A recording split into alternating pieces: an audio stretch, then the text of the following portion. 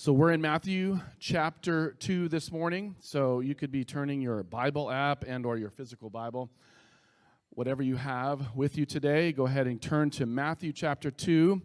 And as you're turning there, we are continuing our Christmas series theme called The Bells of Christmas. Say the Bells of Christmas. All right. So lots of enthusiasm this morning. That's good. Last week, I introduced to you a handbell phone app. It's 21st century now, so you don't even have to use a physical bell. So this is my new app. It's just simply called The Bell. And so it has different sounds, and I've got the sound turned up today, and it's going weird. So there's one. All right. You like that? And then here's another version. Little bass. Little deeper, and then this is the Big Daddy. All right. So we have a bell. Okay. Shh. All right. Good. We have that, and then we could call that. It's a bell, but it's kind of fake, right? And then we have today. I brought another bell.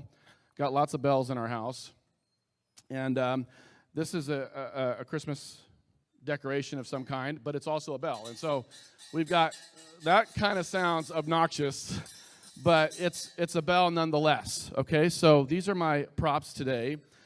This angel tremble bell, and then I hear bells over there. There's bells all over the place.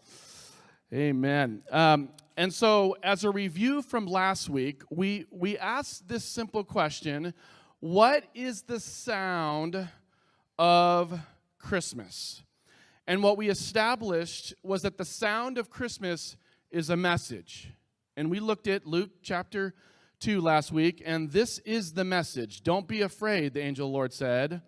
I bring you good news. Say good news.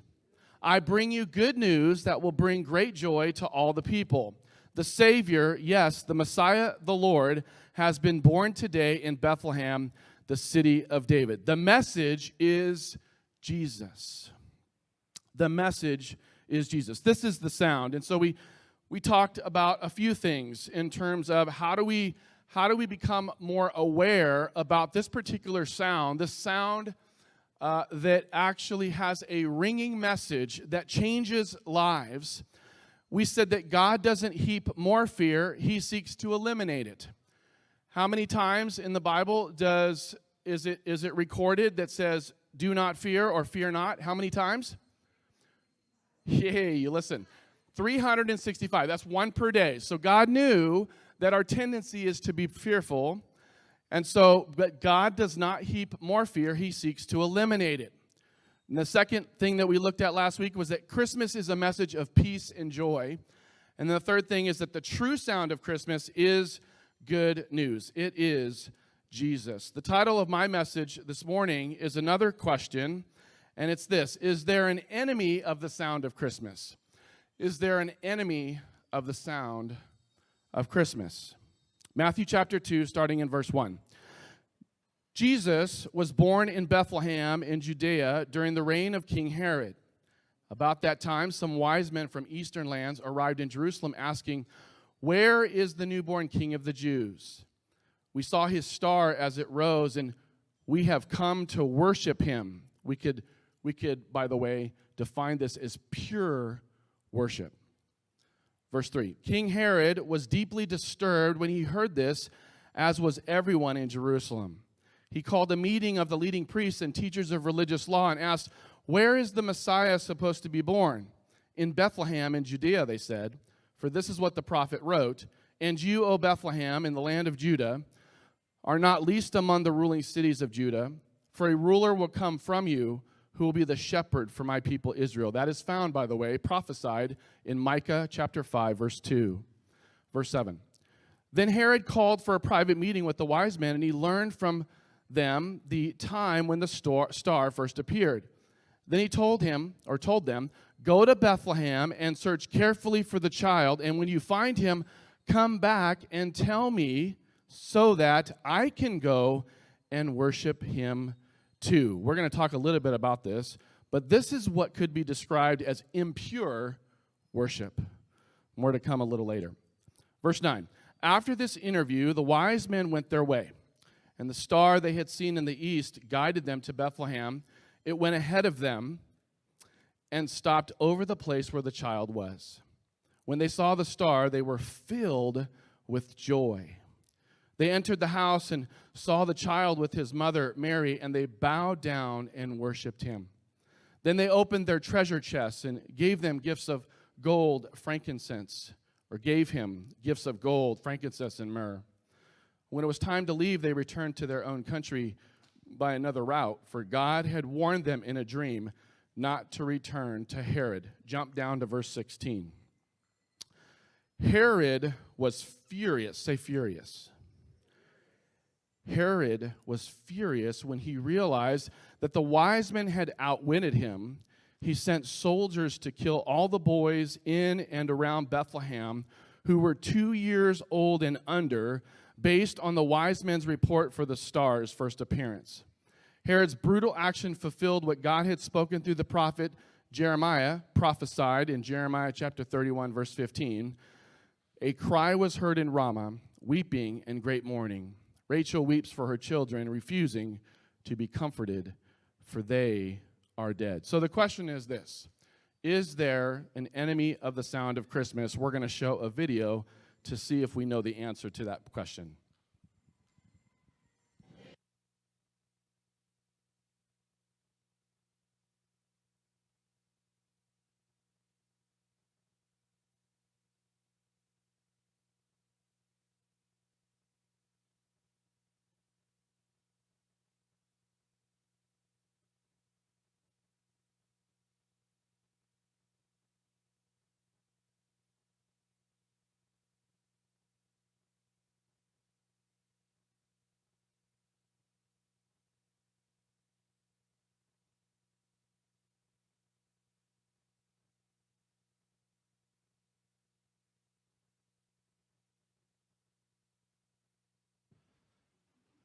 How many of you have seen that movie, The Grinch Who Stole Christmas? Yeah, one of our favorites. Now, here's the thing. My message this morning is not about The Grinch Who Stole Christmas, and so I know that there's quite a bit of disappointment in that. But this morning, we are not going to talk about that. But did you hear what the Grinch specifically said there? He said, Christmas is both joyful and triumphant. So we must drown it out. We must drown the noise out. To repeat, the sound of Christmas is a message. Say message. It is a message. This life-giving message announces the arrival and existence of the living God through Jesus. We could say that Jesus is a God in a bod.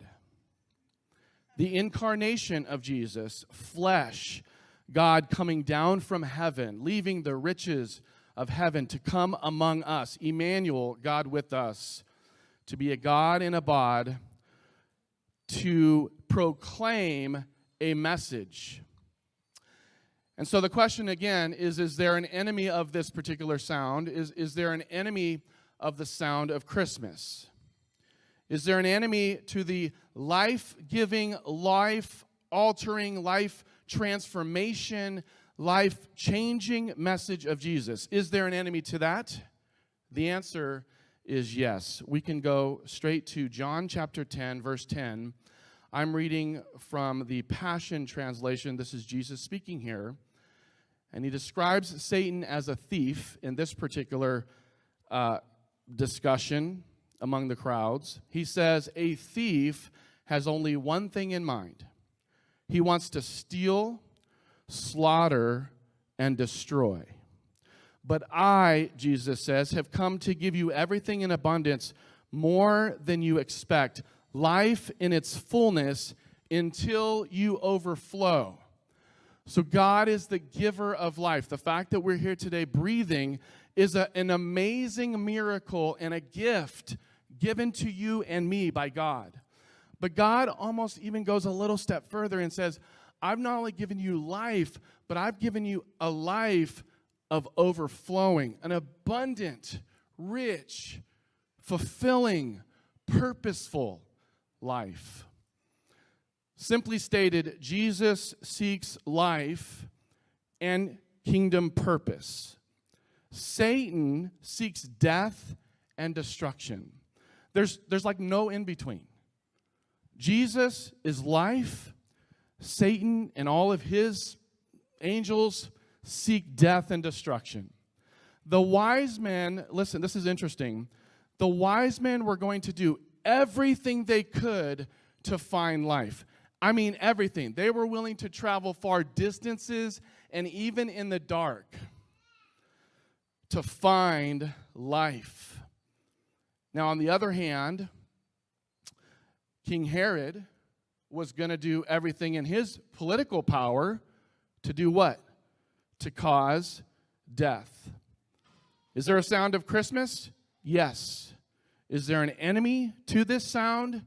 Yes. And so as a follower of Jesus, it is important, maybe I should say this, it is important for us to be aware of our enemy, your enemy. As a follower of Jesus, you have an enemy. This is the secret, by the way, of winning a war. You must know your enemy. Whether you're a believer in Christ or not this morning, here physically in the ark, we call this the ark, and also those who are tuned in to our YouTube channel, even as a believer or not, the truth is that we are in a spiritual war. That is not a conspiracy theory statement. The truth is we are in a spiritual war. It is between God's kingdom and the kingdom of darkness. And here's the deal. You and I are in the middle of this spiritual war. We are in the crosshairs of this war going on even now among God and his kingdom and the kingdom of darkness.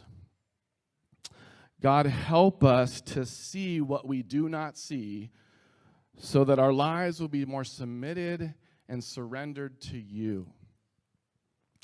So we are in a spiritual war.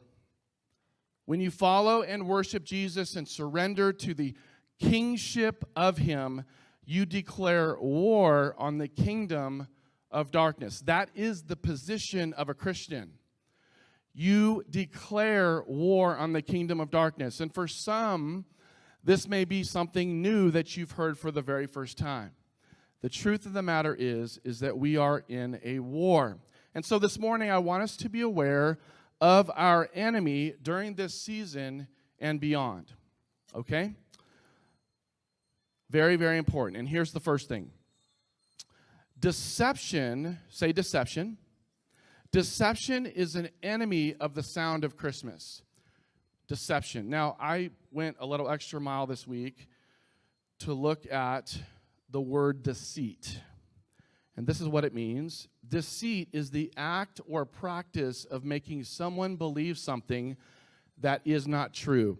I'll add this. The act or practice of making someone believe something that is not true for his or her gain. And simply stated, we could say that deception is lies. Deception is lies.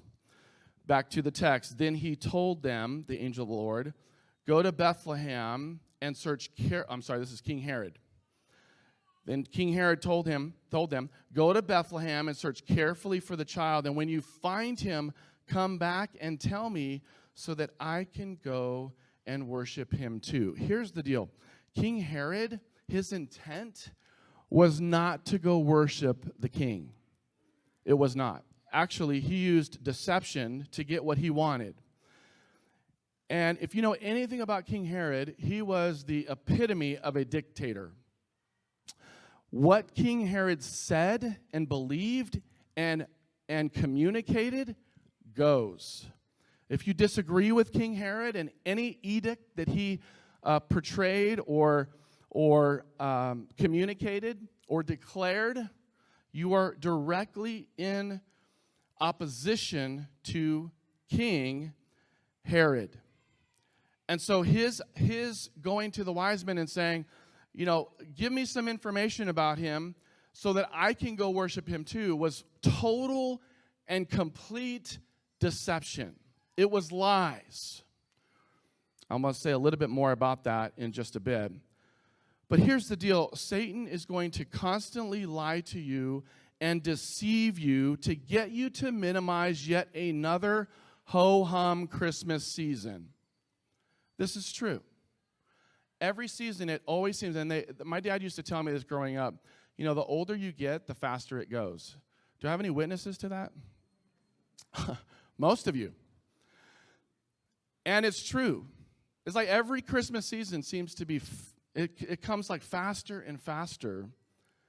And so you know how it is, even as believers. Here's another Christmas season. Yeah, coming off of COVID, a year and a half of lockdown, adjustment, and the quote-unquote new normal, and et cetera. And here we are in 2021, December, Christmas right around the corner, and it just becomes, right, this ho-hum Christmas season. Another thing to just get through. And the enemy is going to distract you in order to disorient you. This is true. He wants to distract you so that you become distorted and disoriented.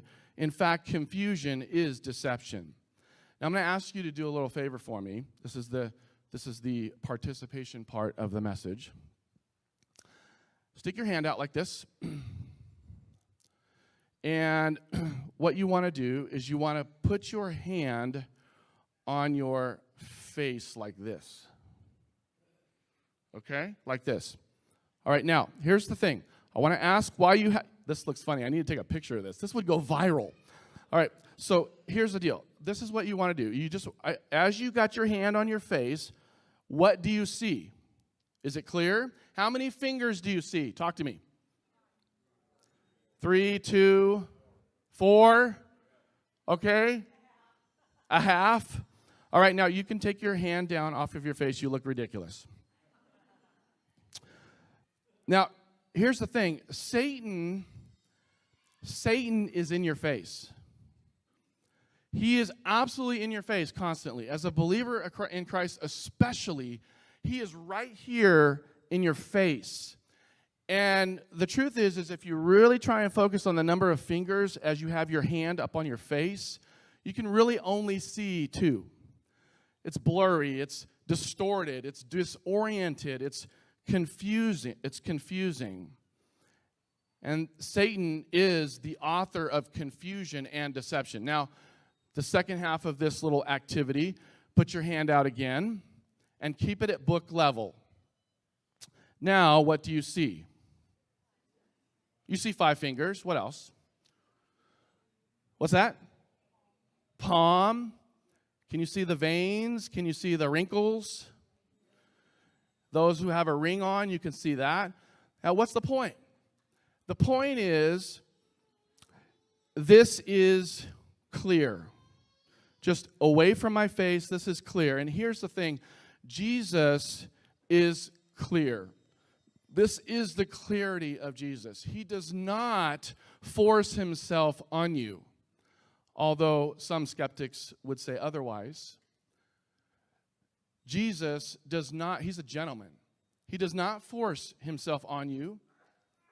He does not force himself and who he is on you. Now, sometimes we may do that with our family and friends, but Jesus does not force himself on us, on people. He is such an incredible gentleman. And the truth is clear. It is clear. The second thing that we want to be aware of during this season and beyond is this. Anger, say anger. Anger is an enemy of the sound of Christmas. By the way, it takes some intentionality to even say the word anger with calmness. So let's say anger. Anger is an enemy of the sound of Christmas. Back to the text. Herod was furious when he realized that the wise men had outwitted him. he sent soldiers to kill all the boys in and around Bethlehem who were 2 years old and under, based on the wise men's report of the star's first appearance. Now, why was Herod so angry? Well, this is why. Because on his watch, under his dictatorship regime, there was never going to be another king, not even close. Not even close. This supposed king born in Bethlehem, Jesus, was a threat to him. And so he gets this report. There's a king here, going to be over there. He's been born. And Herod is not just angry, he is furious. So that's like another level of anger, by the way. Furious is a whole nother level, and I think even the text probably doesn't do too much justice to explain the fury, even more than the Grinch, the fury in King Herod's persona. And guess what?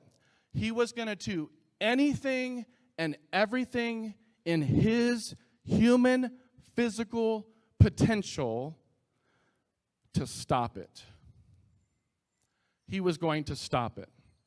And maybe this is where bah humbug comes. Or maybe it was invented. It was King Bah Humbug. King Herod was King Bah Humbug. But here's the deal. Anger, and specifically anger that leads to violence, is trending upward in our world today. It is trending in our world today. Anger, resentment, bitterness is becoming more popular than forgiveness, selfless love, and humility. Anger is trending. Like fear, anger sells. Like fear, anger sells. You don't think the enemy knows this? In other words, if you're not mad at something or someone, you're the problem. This is the kingdom of darkness that we live in. But be not troubled, brothers and sisters, because as a follower of Jesus, you have something greater than the darkness. You have the light. And by the way, if you ever do a competition between light and dark, guess what? Light always wins. Always. And so you may be here this morning dealing with some dark things. You may even have some family members or friends or neighbors or coworkers who are dealing with, and for some reason they came to you. Don't underestimate the contagious light that is in you, by the way. When people come to you and say, I'm dealing with this, there was no precursor of anything, and for some reason they came to you. Because the light is greater than the darkness. And so let's not be surprised, especially those of us who want to posture our minds and our hearts to saying, God, use me wherever I'm at. And he will always answer that prayer. When people come to you, come to us, and disclose some things that are going on in their lives, and they're hesitant because they don't want to be judged, but for some reason they came to you, they came to the light, you have the opportunity that's been given to you by Jesus on the cross, the authority of Jesus. You have been able to then express the power of light over darkness. It is Jesus that absolutely overtakes and consumes anything dark. If this room was dark, just imagine that, and I just turned on a little match light, immediately that light would light up the darkness. This is the same posture you have as a follower of Jesus. You know, it's interesting that Paul, the Apostle Paul, writes something of description talking about some of the things in the last days. He says this is Paul writing to Timothy. You should know this, Timothy, that in the last days, there will be very difficult times. For people will love only themselves and their money. They'll be boastful and proud, scoffing at God, disobedient to their parents and ungrateful. They will consider nothing sacred. They'll be unloving and unforgiving. They will slander others and have no self-control. They will be cruel and hate what is good. Dear friends, I am not suggesting that tomorrow the end will end, or the world will end. We don't know. But I am here to tell you that there is absolutely an increase of darkness in the midst of where we find ourselves. And I believe that we are seeing the effects today of a world gone mad, anger, rage. And this is why a world who rejects anything to do with God, Jesus, anything to do with a faith community, we can say a church, anything to do with forgiveness and peace will always lead to chaos and confusion. A world who loves darkness over light, influenced by the demonic, will seek destruction and death. And that's why we need to pray for our enemies. They don't even know in many ways what they're doing. Just like King Herod. Just like King Herod. John chapter 3, verse 18. There is no judgment against anyone who believes in him, but anyone who does not believe in him, in Jesus, has already been judged for not believing in God's one and only Son. And the judgment is based on this fact: God's light came into the world, but people loved the darkness more than the light, for their actions were evil. All who do evil hate the light, furious, anger. They hate the light and refuse to go near it for fear their sins will be exposed. But those who do what is right come to the light, so others can see that they are doing what God wants. How do you drown out the message of Christmas? How do you drown out this beautiful sound of Christmas? Well, you get angry. You get mad. You choose to have rage inside of you. You know, some of you know this. We obviously did a recent move from Galt to Wilton. We are hometown folk. This is the native land. And for a year and a half, we lived in the city of Galt. Does anybody know, by the way, what Galt means? That's that way. But Galt, G-A-L-T, Great American Little Town. Yeah. See? So we lived in Galt for a year and a half, and I shared this story when we first made that move. And I'm not even kidding. The first day we moved in, we were getting the backyard all set up, and my neighbor comes to my fence, and we get to know each other. And very quickly he finds out that I'm a pastor, and we are believers in Jesus. I mean, it was like as if he manifested. It was like immediately he drew all kinds of conclusions and said, "Get your God away from me." I didn't even invite God necessarily. I didn't invite him to church. I didn't invite him to a Starbucks Bible study or anything like that. He just immediately, with clarity, said, "Keep your God away from me." The very last day, we picked up our last stuff. I took one more trip to Galt, and it was our last stuff, just a carload of stuff. There's my neighbor right at the fence. And he did give us a table. He didn't even know. And the amazing thing, well, this is not by accident, I don't think. And he was a little confused. He's like, "Where are you going?" And he, it was in the morning, and he was definitely had been drinking. And I said, "Well, we're moving, and the owner's son is moving in." And, "Oh, and why? Well, where are you going?" I said, "Well, we're moving to Wilton." "Well, why Wilton?" I said, "Well, our church is there. I get to be in the community that our church is in." Immediately manifested and said, "Keep your God away from me. Just keep it away." I mean, just anger. You could just see it in his eyes. By the way, church, let's pray for Ron in this season.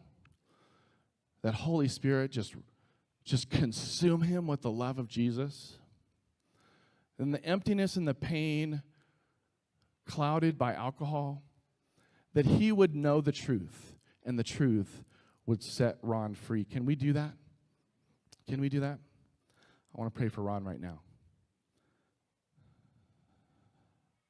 Father, right now, I lift up Ron to you. Lord, I know that the anger that was displayed last week was not directly targeted at me. Lord, it seems that there is a lot of religious hurt in his life. Lord, we know that there is technically no such thing as an atheist, but there is, in fact, people who are wounded theists, who have been hurt, who have been promised the world, but yet God didn't deliver. Father, we give you Ron right now. Save him. Deliver him. Heal his mind in Jesus' name. Amen. Here's the deal. I read to you in 2 Timothy 3, some of the descriptions of the last days. There's no argument that we are absolutely living in the last days. Another term for that is end times.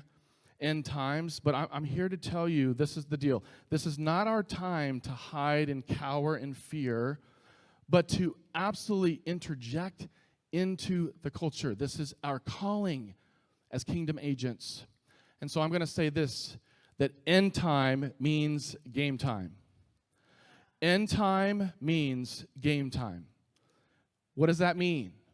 That means that when you bestow forgiveness and humility and peace and the love of Jesus in you to others, I could keep going. When you display the light of Jesus, this is game time.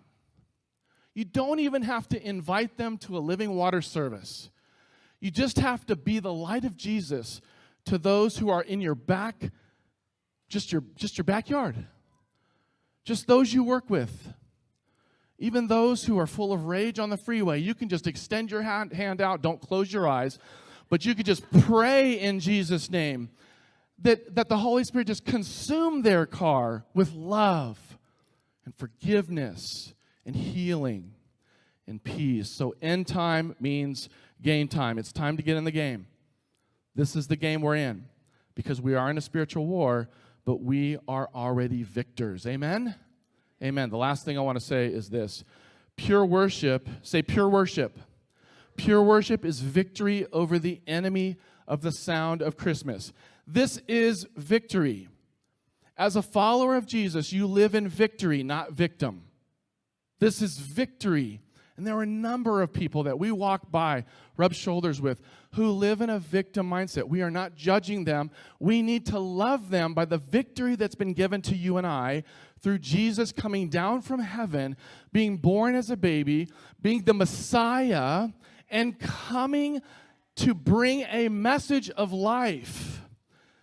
We have the message. We have it. If the purpose of a bell is specifically to get your attention because something important precedes the sound, this purpose is accomplished, listen, only if the bell works. And sometimes, we already know that, oh, that's a little better.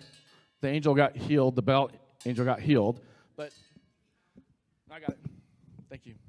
But oh. Don't make any comments, Jonathan. All right. So this bell is no longer useful. I mean, it's a nice little decoration, but it's not doing what its life purpose is. It's not projecting a sound. And here's what I want to say. You may be here this morning, and you may feel shameful and condemned by the enemy because he's been saying to you, look at you, you're a mess. You got no purpose. Why project any kind of sound, especially during this time of year? Why? What good are you? The enemy's a liar. He's an accuser, and he's already defeated. When he speaks, it's fear, by the way. And I'm here to tell you that because of Christmas, there is a message from the mess. You have a message in the midst of your mess. That's good news. You don't have to get cleaned up to be able to proclaim the incredible triumphant joy and life-giving message of Jesus during this season because you feel like your life's a mess. It's a message. God's not done with you yet. The story is still being written. And so you have a purpose. Real people serving a real God through love and mission. For some, the sound of Christmas, the message of Christ the Messiah, humbles them. Pride gets completely overtaken with humility. Wow, you mean you love me? I mean, there's nothing that I've ever done in my life that would somehow not warrant your love. No, this is Christmas. This is the sound. This is the message. This is the message that is life-giving. The sound of Christmas humbles them, and it gives them confident hope because Holy Spirit lives in them. It changes them. And when you've literally encountered Jesus and his love, listen, all you want to do is bow down and worship. This is what you want to do.